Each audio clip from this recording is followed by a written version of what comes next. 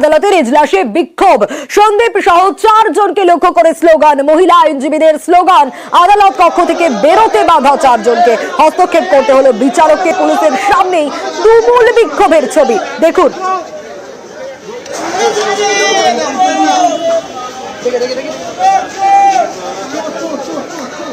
আলিপুর আদালতের এজলাসে বিক্ষোভ। সন্দীপ সহ 4 জনকে লক্ষ্য করে স্লোগান। একেবারে মহিলা আইনজীবীদের স্লোগান। আদালত কক্ষ থেকে বেরোতে বাধা 4 জনকে। হস্তক্ষেপ করতে হলো বিচারককে। পুলিশের সামনেই তুমুল বিক্ষোভ। পুলিশের সামনেই তুমুল বিক্ষোভ। আরো বিস্তারিত অর্পিতা এ বিষয়ে জানাতে পারবে। অর্পিতা, কি পরিস্থিতি? দেখো, এখনো পর্যন্ত কিন্তু 4 জনকে অর্থাৎ সন্দীপ ঘোষ, বিপ্লব সিংহ, সুমন হাসে এবং আফসার আলী খান, তাদের 4 জনেরই 23 সেপ্টেম্বর পর্যন্ত জেল হেফাজত হয়েছে। কিন্তু তারা আদালতের যে এজলাস সেই কক্ষ থেকে তারা বেরোতে পারছেন না। তার কারণ সেখানে মহিলা যারা আইনজীবী তারা সেখানে বিক্ষোভ প্রদর্শন করছে। ঠিক আগের দিনের মতোই এজলাসে তারা বিক্ষোভ প্রদর্শন করে। শেষ পর্যন্ত কিন্তু ভেতর থেকে অর্থাৎ বিচারক তিনি বাইরে থেকে ছুটে আসেন অর্থাৎ এজলাস কক্ষে ফের তার মুখ থেকে, এবং তিনি সেখানে বোঝাতে চেষ্টা করলেও এখনো পর্যন্ত কিন্তু তারা মানতে নারাজ। শুধুমাত্র তাই নয়, এজলাসের বাইরেও সেখানেও কিন্তু মহিলা আইনজীবীরা সম্পূর্ণভাবে ঘিরে রেখেছে। কলকাতা পুলিশের সামনেই কিন্তু এই চলছে বিক্ষোভ। সে কারণে কিন্তু কেন্দ্রীয় বাহিনী অবশেষে এসে পৌঁছালো।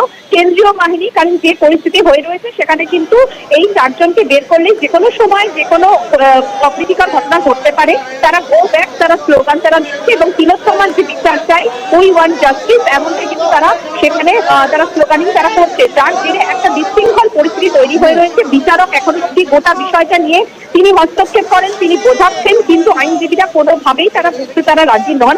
সেই কারণে এখন অব্দি আলিপুর আদালতের যে এজলাস সেই এজলাস থেকে বেরোতে পারছেন না সন্দীপ সহ 4 জন। কারণ তাদের যে জেল হেফাজত হয়েছে তাদেরকে প্রেসিডেন্সি সংশোধনাগারে পাঠানো হবে। অর্পিতা, সঙ্গে থাকো, একেবারে আমরা নজর রাখবো আরো একটি আপডেটের দিকে।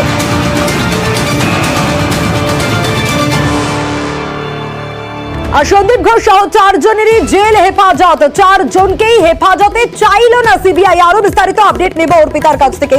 অর্পিতা, যেহেতু সিবিআই হেফাজতে চাইলো না তাই জেল হেফাজত। সেখানে মূলত কিন্তু 15 দিন আজকে সিবিআই হেফাজত হয়। অলরেডি 8 দিনের সিবিআই হেফাজতের পরে আজকে সিবিআই এর আইনজীবীর তরফ থেকে 4 জনেরই সন্দীপ ঘোষ সহ 4 জনেরই জেল হেফাজতে তারা আবেদন করে এবং তারা বলে যে বাকি যে 7 দিন রয়েছে সিবিআই হেফাজত সেটা তারা পরবর্তীকালে প্রয়োজনে তারা জেরা করবেন এবং অ্যাপ্লিকেশন করে তখন তারা নিজেদের হেফাজতে নেন। কারণ তদন্তে আরো বেশ কিছু লোক জড়িত রয়েছে এর সঙ্গে, সন্দীপের সঙ্গে, এবং ডিজিটাল যে evidence, mobile, laptop, hard disk সেগুলো তারা বাজেয়াপ্ত করেছে। তবে এগুলোর জন্য একটু ভেরিফাই করার প্রয়োজন হবে এবং সেই সময় কিন্তু জেরা করার প্রয়োজন হতে পারে। সন্দীপ তিনি বিভিন্ন কন্ট্রাক্টে দিয়েছিল তার সার্ভেন্টদের, সেই বিষয়ে সন্দীপ একেবারেই মুখ খুলছেন না, ফলে তাকে জেরা করাটা প্রয়োজন রয়েছে। সেই কারণে এই বাকি যে 7 দিন অর্থাৎ সিবিআই হেফাজত সেটা তারা পরবর্তীকালে কিন্তু তারা চাইবেন, এমনটাই তারা আবেদন করেন এবং বলেন বেশ কিছু মূল্যবান জিনিস তারা সিজ করেছে। এই 7 দিন খুবই ক্রুশিয়াল, ফলে সেটা কিন্তু তারা পরে তারা ব্যবহার করবেন। আপাতত কিন্তু তারা জেল হেফাজতের জন্য আবেদন করেন। তখন বিচারক কিন্তু যেটা বলেন যে সন্দীপ ঘোষ, বিপ্লব সিংহ, সুমন হাসে এবং আফসার আলী তাদের 4 জনেরই 23 সেপ্টেম্বর পর্যন্ত জেল হেফাজতে নির্দেশ দেওয়া হলো।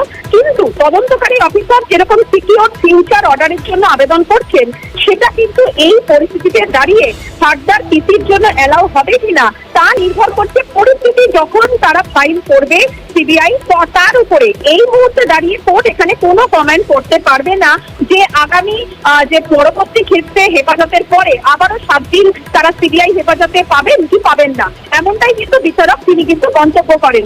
আজকে মূলত বিপ্লব সিংহ একটা দাবি করার আবেদন করে এবং বাকি যারা রয়েছে 3 জন তাদের ক্ষেত্রে কিন্তু জামিনের কোনো আবেদন করা হয়নি। সঙ্গে থাকো। আলিপুর আদালতের এজলাসে বিক্ষোভ এবং সন্দীপ ঘোষ সহ 4 জনকে লক্ষ্য করে স্লোগান দেওয়া হয় মহিলা আইনজীবীদের তরফ থেকে। এই স্লোগান এবং আদালত কক্ষ থেকে বেরোতে বাধা দেওয়া হয় 4 জনকে। এখনো পর্যন্ত কিন্তু সেই বিক্ষোভের পরিস্থিতি, স্লোগান চলছে।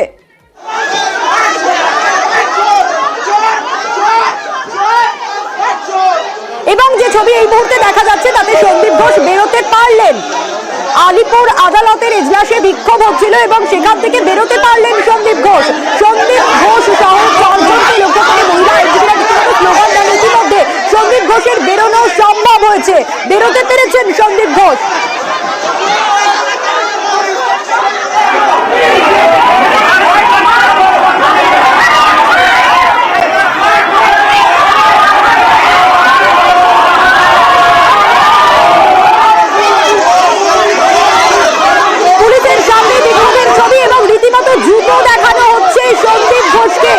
সন্দীপ ঘোষকে প্রিজন ভ্যানে তোলা হলো।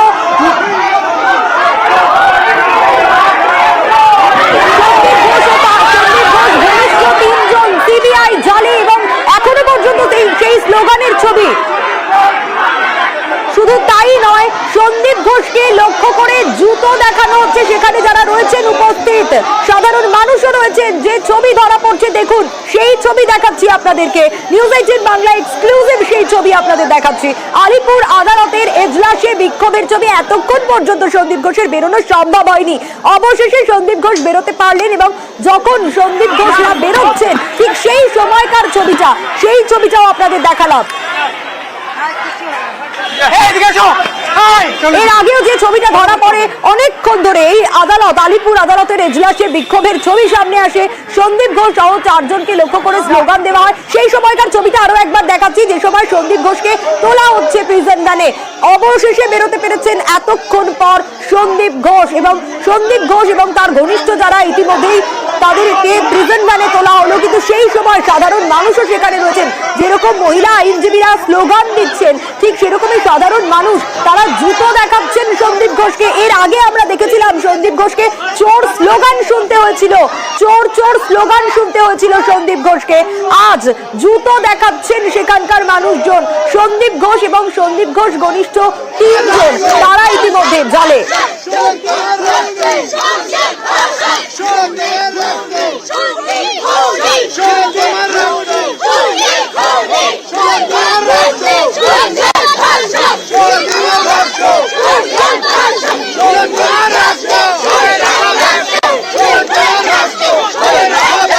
আর আদালত চত্বরের বাইরের ছবিটাও আপনাদের দেখাচ্ছি। আলিপুর আদালতের বাইরে মহিলা আইনজীবীরা তারা উই ওয়ান্ট জাস্টিস স্লোগান দিচ্ছেন। সন্দীপ ঘোষ সহ চারজনকে লক্ষ্য করে স্লোগান, মহিলা আইনজীবীদের স্লোগান, এবং আদালত পক্ষ থেকে বেরোতে বাধা দেওয়া হয় চারজনকে। অবশেষে সন্দীপ ঘোষরা বেরোতে পারেন, এবং যে সময় প্রিজন ভ্যানে তাদেরকে তোলা হয় দেখা যায় যে সাধারণ মানুষ তারা জুতো দেখান সন্দীপ ঘোষকে। এর আগের বার দেখা গিয়েছিল সন্দীপ ঘোষকে লক্ষ্য করে চোর চোর স্লোগান, সেই স্লোগান শুনতে হয়েছিল সন্দীপ ঘোষকে। আজকের ছবিটা দেখা গেল যেখানে সাধারণ মানুষ তারা জুতো দেখাচ্ছেন সন্দীপ ঘোষকে। সেই সময়কার ছবিটা একটু দেখাচ্ছি আপনাদের, দেখুন একেবারে জুতো দেখানো হচ্ছে সন্দীপ ঘোষকে লক্ষ্য করে, ঠিক যে সময় তাকে প্রিজন ভ্যানে তুলে আবারও নিয়ে যাওয়া হচ্ছে। শুধু ভিতরে নয়, বাইরেও মহিলা আইনজীবীদের স্লোগান। আলিপুর আদালতের ভিতরে বাইরে আদালত কক্ষ থেকে বেরোতে বাধা দেওয়া হয় চারজনকে। শেষ পর্যন্ত বিচারক হস্তক্ষেপ করেন, এবং তারপর অনেকক্ষণ পর দেখা যায় যে পুলিশের সামনেই তুমুল বিক্ষোভ, আর তারপর সন্দীপ ঘোষরা বেরোতে পারেন, প্রিজন ভ্যানে তোলা হয়। আর সেই সময় বাইরেও স্লোগান, আর তার পাশাপাশি জুতো দেখানো হয় সন্দীপ ঘোষকে দেখে। আরো বিস্তারিত অর্পিতার কাছ থেকেই জানবো। অর্পিতা, এই মুহূর্তের ছবিটা একটু জানতে চাইবো তোমার কাছে।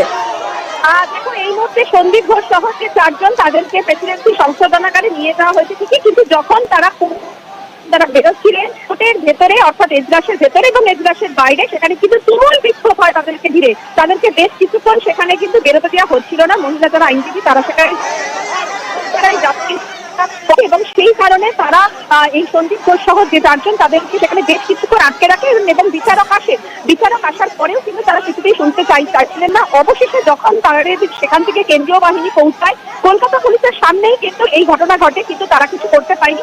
কেন্দ্রীয় বাহিনী আসে এবং তাদেরকে যখন প্রিজন ভ্যানে যখন তোলা হয়, তুমি সেই ছবি তুমি দেখতে পাচ্ছ একেবারে, যেখানে তাদেরকে দেখে জুতো দেখানো হচ্ছে, এমনকি জেলের যে গাড়ি সেই গাড়িতে কিন্তু জুতো দিয়ে পিটানো হচ্ছে। অর্থাৎ বাইরে যারা বিক্ষোভ যারা প্রদর্শন করছিলেন, সেখানে আইনজীবী থেকে শুরু করে বাকি যারা ছিলেন, তারা কিন্তু একেবারে জুতো দেখিয়ে বা জুতো ছুঁড়ে তারা সেখানে প্রতিবাদ তারা জানাচ্ছিলেন, এবং সেখানে সেখানে মানুষ সেখানে উপস্থিত ছিলেন। বিশেষত কিন্তু এখানে যারা এখানে আইনজীবী তারাই এখানে রয়েছেন।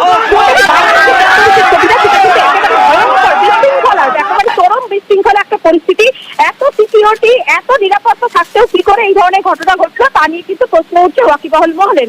যে কারণে কিনা আগামী দিনের অর্থাৎ পরবর্তী যে শুনানি, সেই সেপ্টেম্বরে শুনানি কিন্তু হবে ভিডিও কলে, এমনটাই বিচারক অন্তত নির্দেশ দিয়েছেন। কারণ যে অপ্রীতিকর সিচুয়েশন তৈরি হচ্ছে তাতে কিন্তু যে কোনো সময় অভিযুক্তরা যদি আহত হন তাহলে কিন্তু এই সিবিআই এর যে জেল হেফাজত তাতে যদি কোনো সমস্যা হয় তাহলে সেটা কিন্তু বড় আকারে পরবর্তী ক্ষেত্রে সমস্যা হতে পারে।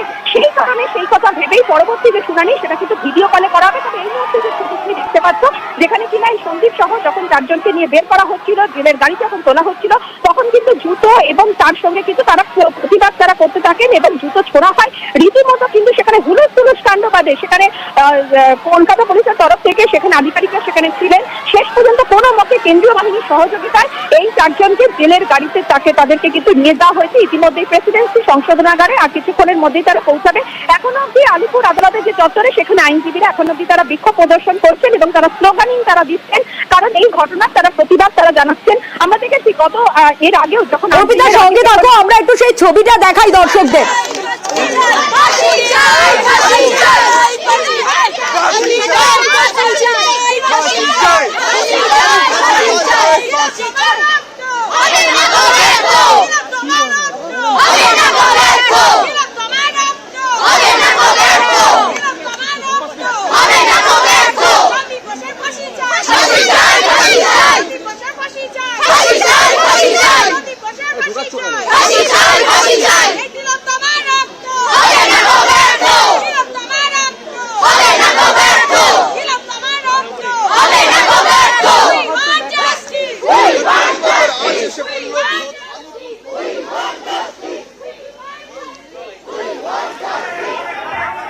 সেই ছবিটাই দেখাচ্ছি আপনাদের। আলিপুর আদালতের ভিতরে বাইরে বিক্ষোভের ছবি সামনে আসে এবং ঠিক যে সময় এই ছবিটা সেই সময়কার যখন এই বিক্ষোভের পর সন্দীপ ঘোষকে প্রিজন ভ্যানে তোলা হচ্ছে এবং সন্দীপ ঘোষ ঘনিষ্ঠ যে তিনজন তারাও ইতিমধ্যে জালে, তাদেরকে প্রিজন ভ্যানে তোলা হচ্ছে। সেই সময় জুতো দেখানো হয় সন্দীপ ঘোষকে লক্ষ্য করে। এর আগের বার দেখা গিয়েছিল সন্দীপ ঘোষকে চোর চোর স্লোগান শুনতে হয়েছিল।